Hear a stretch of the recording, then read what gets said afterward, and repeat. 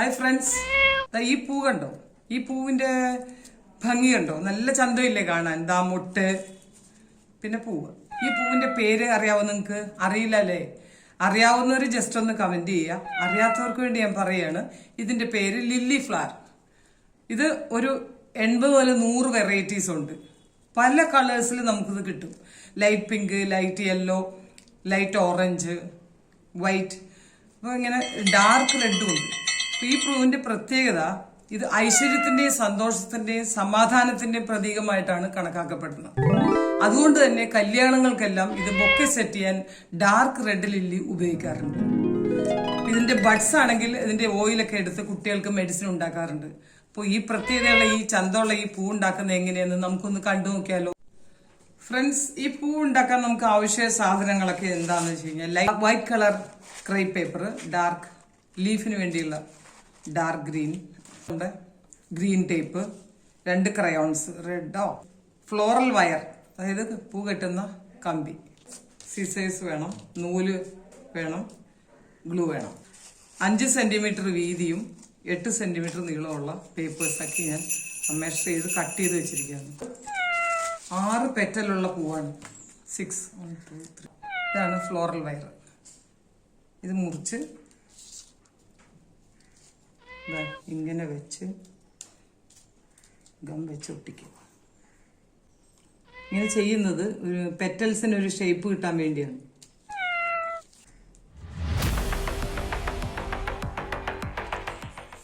ഷേപ്പിൽ കട്ട് ചെയ്യണം. താഴേന്ന്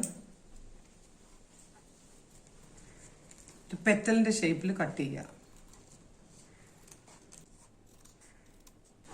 ക്രയോൺസ്, റെഡ് ക്രയോൺസ് ഉപയോഗിച്ച് ഇതിന്റെ സൈഡ്സ് ഒന്ന് കളർ ചെയ്ത് കൊടുക്കും. ലൈറ്റ് പിങ്ക് കളറുള്ള ലില്ലി ഫ്ലവറാണ് ഞാൻ ഉണ്ടാക്കുന്നത്. അപ്പോൾ ഒന്ന് ഷെയ്ഡ് ചെയ്ത് കൊടുക്കും. 6 പെറ്റൽസ് എല്ലാം കൂടെ ചേർത്ത് കെട്ടുന്നതിന് മുമ്പ് നമുക്ക് ഇതിന്റെ നടുവിൽ വെക്കാനുള്ള പൂമ്പടി ഉണ്ടാക്കണം. ക്രയോൺ യൂസ് ചെയ്ത് കളർ കൊടുക്കുക. ഇതിങ്ങനെ കട്ട് ചെയ്യുക. ഫ്ലോറൽ വയർ എടുത്തിട്ട് ജസ്റ്റ് ഒന്ന് മടക്കിയിട്ട് വയ്ക്കാൻ വേണ്ടി, എന്നിട്ട് മെല്ലെ ട്വിസ്റ്റ് ചെയ്യുക.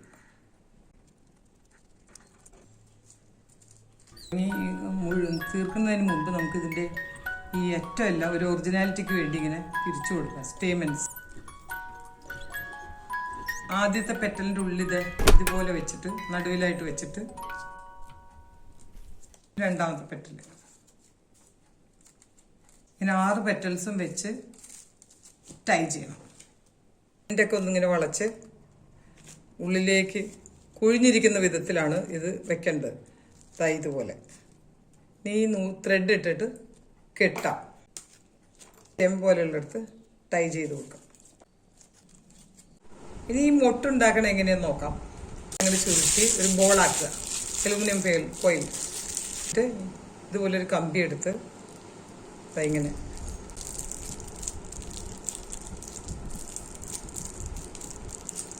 ഇവിടെയായിട്ട് ടൈ ചെയ്ത് കൊടുക്കണം. അലൂമിനിയം ഫോയിൽ ഇല്ലെങ്കിൽ ടിഷ്യൂ പേപ്പർ ആയാലും മതി. ടിഷ്യൂ ട്വിസ്റ്റ് ചെയ്തിട്ട് നിവർത്തി ഈ ബോൾ ഇതിൽ വെച്ചിട്ട് മുട്ടിന്റെ ആകൃതിയിൽ ടൈ ചെയ്ത് കൊടുക്കുക. ലൈറ്റ് പിങ്ക് കളർ കിട്ടാൻ വേണ്ടി ക്രയോൺ കൊണ്ട് മുട്ടിന്റെ സൈഡിലുള്ള ഇതെല്ലാം ഇങ്ങനെ വരുന്നതിന് വേണ്ടി ഇതാ ഒരു ഗ്രീൻ പേപ്പർ, ക്രേപ്പ് പേപ്പർ എടുത്തിട്ട് ഇതുപോലെ കട്ട് ചെയ്യാം.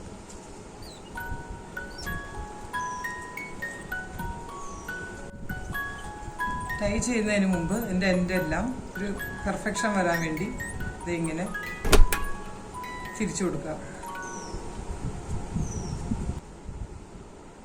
ഇനി ലീഫ് ഉണ്ടാക്കണം എങ്ങനെയാന്ന് നോക്കാം. ഇതുപോലെ ഒരു പേപ്പർ കട്ട് ചെയ്യുക നീളത്തിൽ.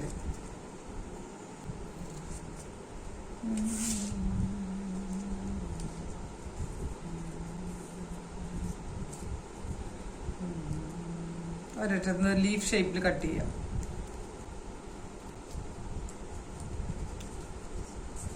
ഇതുപോലെ ഒത്തിരി ലീഫ് ഉണ്ടാക്കി വെച്ചിട്ട് സ്റ്റെമ്മിൽ ഫിക്സ് ചെയ്യുക. ബഡ് വെച്ച് കൊടുക്കുക. ഈ ലീഫിനെല്ലാം കുറച്ച് ഷേപ്പ് കിട്ടുന്നതിന് വേണ്ടി കുറച്ച് ബാക്കിലേക്ക് ഇതുപോലെ ഒരു സ്റ്റിക്കർ ഇങ്ങനെ ഒരു ബഞ്ച് പോലെ ഈ ഒരു പൂ ഇങ്ങനെ വെക്കുക, എടുത്ത് വെക്കുക, മൊട്ട് വെക്കുക, ഗ്രീൻ ടേപ്പ് യൂസ് ചെയ്ത്. ഇതാണ് ഇതിന്റെ ഫൈനൽ ലുക്ക്. അങ്ങനെയുണ്ട്, എനിക്ക് ഇഷ്ടപ്പെട്ടോ? എല്ലാവരും ഒന്ന് വീട്ടിൽ ട്രൈ ചെയ്ത് നോക്കണേ. എന്നിട്ട് നിങ്ങൾക്ക് ഹോം ഡെക്കറായിട്ട് യൂസ് ചെയ്യാം, ഇല്ലെങ്കിൽ ഇതുപോലെയുള്ള ബോട്ടിലിൽ വെക്കാം, ഇതുപോലെയുള്ള ഫ്ലവർ വേസിൽ സെറ്റ് ചെയ്യാം.